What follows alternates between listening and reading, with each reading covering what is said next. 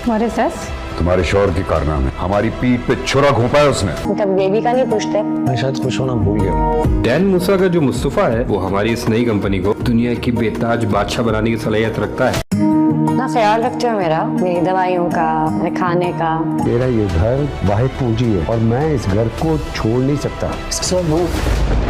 मिलने तो मुझे प्यार, मोहब्बत और अटेंशन भी चाहिए। पापा, मैं इस घर की डील कर चुका हूँ। कंडीशन में तुम्हें दुनिया की सारी सहूलतें मिलनी चाहिए।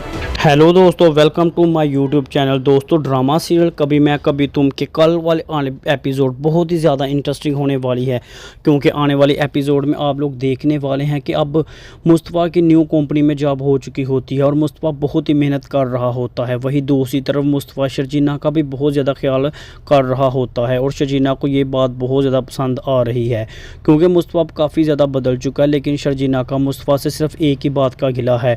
मुस्तफ़ा ने शर्जीना से कभी भी अपने बच्चे के बारे में नहीं पूछा होता। शर्जीना मुस्तफ़ा से कहती है कि तुम मेरा ख्याल रख रहे हो, मेरी मेडिसिन का भी ख्याल रख रहे हो, लेकिन कभी तुमने मुझसे मेरे बच्चे के बारे में नहीं पूछा।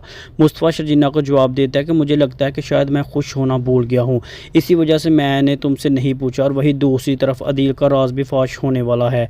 रबाब के बाप ने मारो को अदील के पीछे लगा दिया होता है। वो 24 घंटे अदील की जासूसी कर रही होती है और अदील के लैपटॉप से उसे वो सारी फाइल्स मिल जाती हैं। अदील के लैपटॉप से सारी फाइल्स को वो कॉपी करने के बाद वो रबाब के बाप को सारा सबूत भेज देती है और रबाब के बाप को तो पहले ही अदील पर बहुत ज़्यादा शक होता है।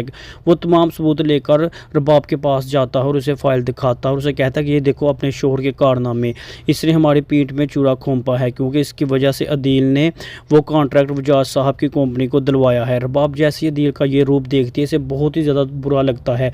उसे यकीन नहीं आ रहा होता कि दिल इस हद तक भी गिर सकता है। और वही दूसरी तरफ अदील वजाज साहब के साथ मिलकर अपनी नई कंपनी स्टार्ट कर रहा होता है।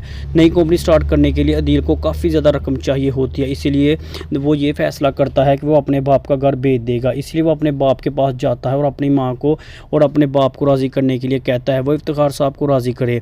इफ्तिखार साहब और शगुफ्ता अदील के साथ कर रहे हैं। अदील अपने बाप के पास आता और उसे इस बात पर राज़ी करने की कोशिश करता है कि आप दोनों मेरे साथ चल कर रहें, अब यहाँ पर अकेले मत रहें, और वैसे भी इस घर का मैं सौदा कर चुका हूँ। इफ्तिखार साहब जैसे अदील की ये बात सुनेंगे इसे बहुत बड़ा झटका लगेगा और वो यकीन ही नहीं कर रहे होते अदील इस घर का सौदा कैसे कर सकता है। इफ्तिखार साहब इनको कहते हैं कि मैंने अपनी ज़िंदगी की जमा पूंजी इस घर को बनाने में लगा दिया, मैं इस घर को नहीं छोड़ कर जाऊँगा। अदील अपनी माँ को प्रेशराइज़ करेगा कि वो इफ्तिखार साहब को इस बात पर राज़ी करेंगे।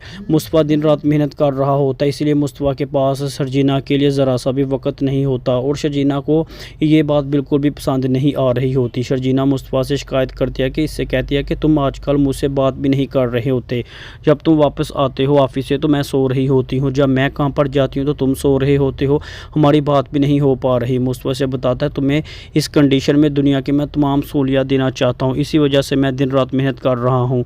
शर्जीना मुस्तफ़ा को जवाब देती है कि मुझे आपका बस प्यार चाहिए। दोस्तों, आपको ये एपिसोड कैसा लगा हमें कमेंट करके ज़रूर बताना।